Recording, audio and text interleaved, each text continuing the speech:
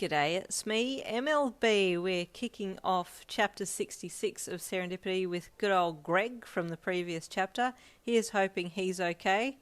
And this chapter's titled A Snare. Was it of me? Philip asked again, a little more darkly this time. Man, listen, I don't know what's going on. I don't want to get involved, but I didn't say anything, Greg said quickly, finally looking up at Philip. What are you talking about? Philip asked. I'm in here a lot, Greg said to him. I see stuff, okay? What stuff? Philip pressed. The money, Greg said. Like I said, haven't said a thing. Don't want to get involved in whatever mess you're making for yourself. That's on you. So you know, huh? Philip said with a sigh. Yeah, it's pretty obvious, Greg replied. Surprised he's still able to get away with it. People here are blind. It's a good thing, Philip said as he walked over to Greg. But, like I said, my mouth is sealed, Greg replied defensively. Of course it is, because dead people can't talk. Wait, what? What do you mean by that? Philip! That night you determined to just switch off and try not to think about the case so that you could enjoy your time with Deku, and the two of you spent some time relaxing in the spa, then watching a movie before falling asleep in each other's arms. Early the next morning there was a sudden desperate knock on the door, and the manager met Deku with a grave face. I'm so very sorry, he said with a distraught look on his face, but there's been another death. What? You gasped from where you were walking out of the bathroom with a robe on. Who? When? The security guard, Greg. He was on shift last night and was found dead this morning at the shift changeover. Oh no, you gasped. Did anyone see anything? The manager shook his head. No, unfortunately, it's another mystery. Deku and the manager spoke for a little longer, and then the manager left.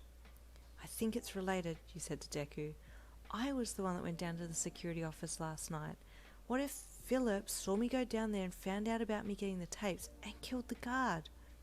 It's hard to prove, Deku said. Let's go down and see what the police on site say. You nodded and quickly got dressed to head downstairs. Then you and Deku left to attend the scene. Good morning, hero Deku, the attendant greeted Deku. It's a shame to see you again so soon under the given circumstances.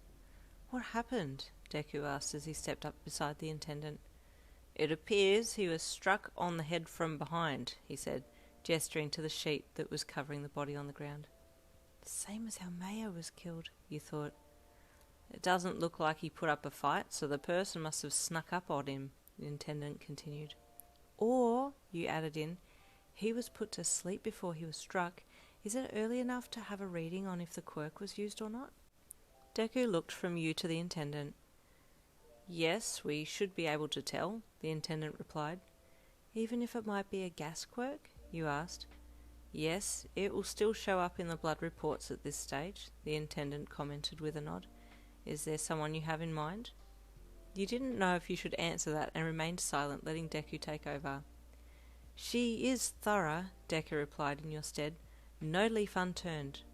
I see, the attendant replied, then called an officer over to ask them if they could get a blood sample of the deceased to the lab as soon as possible.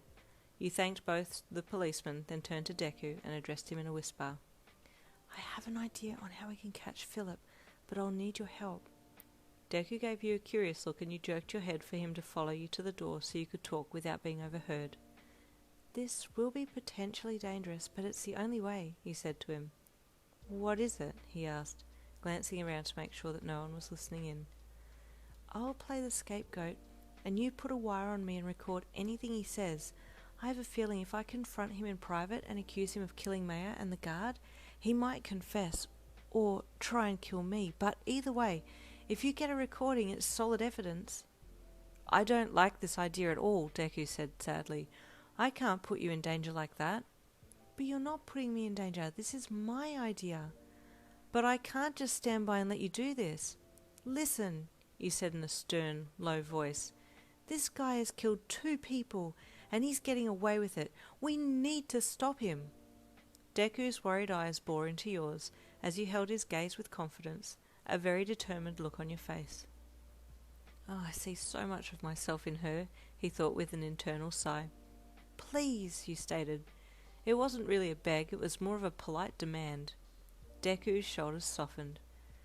If I can have the local police on site as well, then I'll agree to it. But the second anything starts to go wrong, I'm coming in, he said to you. If anything happened to you, He hung his head, and you quickly reached out and cupped his cheek in your hand. Nothing will happen to me. You've always been there to save me. He looked up at you with tears in his eyes and nodded. This time will be no different.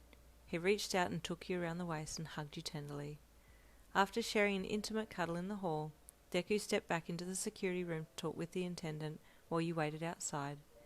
You thought you saw movement from the corner of your eye and looked down the hall to see Philip disappearing back around the corner so he wouldn't be seen. Just you wait, I'll get you, you thought. A few hours later, the blood results came back positive for a breath quirk remnants.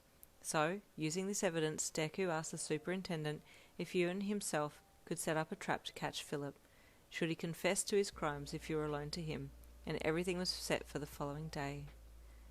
Early that morning, 2 superior plainclothes policemen arrived on your hotel doorstep with the necessary gear to put a wire on you and other sound devices in the room. Ooh, sorry about that cliffhanger, but stay tuned for chapter 67 coming tomorrow.